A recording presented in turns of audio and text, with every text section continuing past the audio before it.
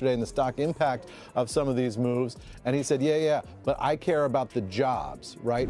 That gives you a sense that this is a president who views this auto tariff as a way to reshape American manufacturing, and maybe Trump just announced a 25% tariff on imported vehicles and parts. And guess who's dancing? Toyota, Honda, and Nissan executives are popping champagne while Detroit is having a collective panic attack. It's like watching someone set their own house on fire to keep the neighbors warm. Want to see how our orange friend's latest genius economic move is actually helping Japanese automakers crush American companies? Like a toddler trying to fix a TV with a hammer, Trump's tariffs are doing exactly the opposite of what he promised. And the numbers are shocking even to people who expect him to screw things up.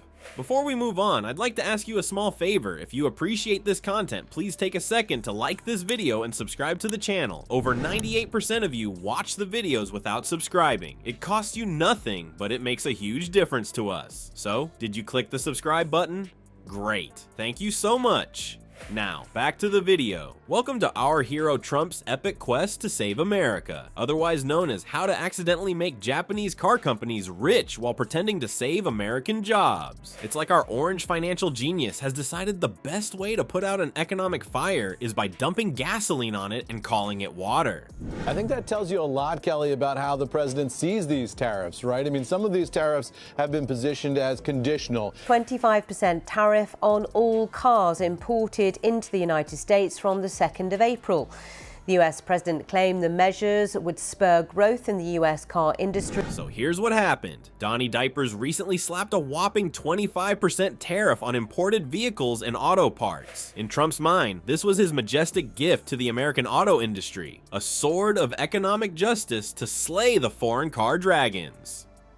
American cars good, foreign cars bad, is apparently the extent of his economic policy. But guess what? Toyota, Honda, and Nissan aren't exactly shaking in their boots. They're practically popping champagne bottles, while Detroit executives are frantically calling their therapists. See, Trump's big America First plan is working out beautifully for Japan. You know, if the foreign government does this, then we'll pull these tariffs off. This is about fentanyl. This is about other behavior. Analysts estimate that 25% tariffs on car parts from Mexico and Canada could add between $4,000 and $10,000 in costs. Why? Because Japanese automakers already have massive production facilities right here in the good old USA, while American manufacturers are panicking about their overseas parts suddenly costing 25% more. Toyota is just shifting gears and ramping up production in their existing American plants. It's like Trump showed up to a gunfight with a water balloon and somehow managed to shoot himself in the foot. You should see the contrast between what Trump says and what's actually happening. He's out there bragging about saving American jobs, while Japanese automakers stocks are climbing higher than his tower of lies. Toyota specifically has already adapted their production strategy faster than Trump can type a misspelled tweet. The funniest part? Ford and GM are now scrambling around like headless chickens trying to figure out what to do with their global supply chains. Meanwhile, Toyota, Honda, and Nissan are laughing all the way to the bank because they've spent decades building flexible manufacturing in America. They can pivot faster than Trump can change his position on literally anything.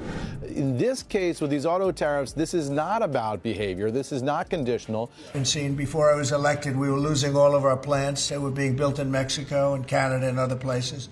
Now those plants largely have stopped and they're moving them to our country. And Trump's magical economic spell, and you know, the one he thinks makes him a business genius, is actually causing American auto companies to hemorrhage billions in market value. It's like watching someone proudly announce they've fixed your plumbing while water sprays everywhere and floods your house. The hero's journey has taken a hilariously tragic turn. Our hero Trump has managed to strengthen his enemies while betraying his allies. What the president told me yesterday in the Oval Office was this is going into place and it's going to be 100% permanent. And I think certainly a manufacturing worker and saying we need to recreate the economy for those voters. And he sees this as his way to do that. Japanese automakers are thriving while American workers are wondering what the hell just happened. It's like watching someone try to build a wall but accidentally constructing a a welcome center instead. Those Japanese executives aren't just walking off with American market share by accident. They've been plotting this corporate invasion while smiling politely in trade meetings for years. What if I told you Toyota has more manufacturing flexibility in Alabama than Ford has in Michigan? The so-called foreign invaders have become more American at manufacturing than the companies waving the Star-Spangled Banner, and Grumpy Trumpy just handed them the keys to the kingdom. Yesterday in the stock impact of some of these moves, and he said, yeah, but I care about the jobs, right?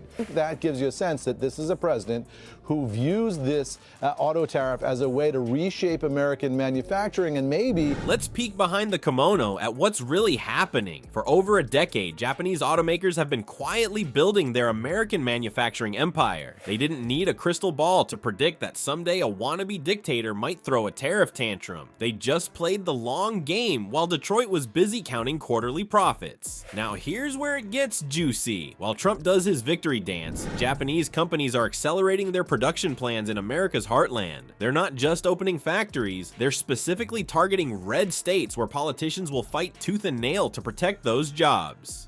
Toyota's expanding in Kentucky, Honda in Ohio, and Nissan in Tennessee. It's almost like they're putting political bulletproof vests on their operations. But it doesn't stop there. These companies are poaching America's best engineering talent with better pay and more job security. And in Washington, they're working the lobbying circuit harder than Trump works his spray tan routine, pushing for tariff exceptions that would benefit their operations while leaving Detroit holding the bag. The manufacturing flexibility these Japanese companies have built is mind-blowing. When Trump dropped his tariff bomb, Toyota executives barely spilled their tea before implementing Plan B, while American auto execs were still trying to figure out which end of the phone to yell into. There is very much the fear that there could be some layoffs here in American factories, while the industry remains still very fragile after last year's strike. The UAW is watching this nightmare unfold, like someone seeing their house burn down while the fire department is on strike. They fought hard for those contracts last year, and now they're realizing Trump's America First policy should be renamed Japan First, America Eventually.